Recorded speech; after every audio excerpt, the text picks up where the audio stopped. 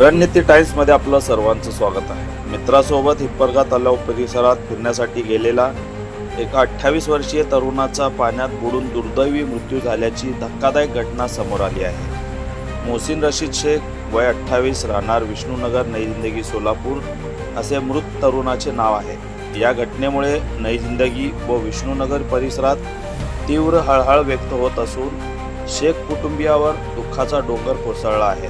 मिळालेल्या प्राथमिक माहितीनुसार मोहसिन शेख हे आपल्या काही मित्रांसोबत हिप्परगा तलाव परिसरात फिरण्यासाठी गेले होते। तलावाच्या काठावर असताना ते पाण्यात उतरले, मात्र पाण्याचा अंदाज न आल्याने अचानक त्यांचा तोल गेला आणि ते खोल पाण्यात बुडू लागले।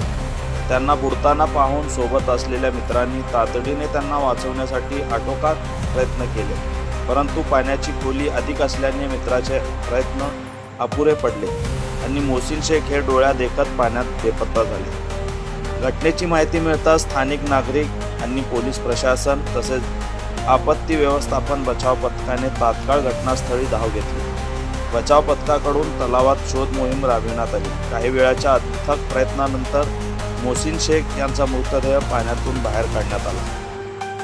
पोलिसांनी घटनास्थळी पंचनामा करून मृतदेह शवविच्छेदनासाठी शासकीय रुग्णालयात पाठवला आहे। या प्रकरणी संबंधित पोलीस ठाण्यात आकस्मिक मृत्यूची नोंद करण्यात आली असून घटनेच्या वेळी नेमके काय घडले याचा पुढील तपास पोलीस करीत आहेत। या दुर्दैवी घटनेमुळे मोहसिन शेख यांच्या मित्र परिवारासह संपूर्ण नई जिंदगी परिसरात शोककळा पसरला असून परिसरातून हळहळ व्यक्त केली जात आहे।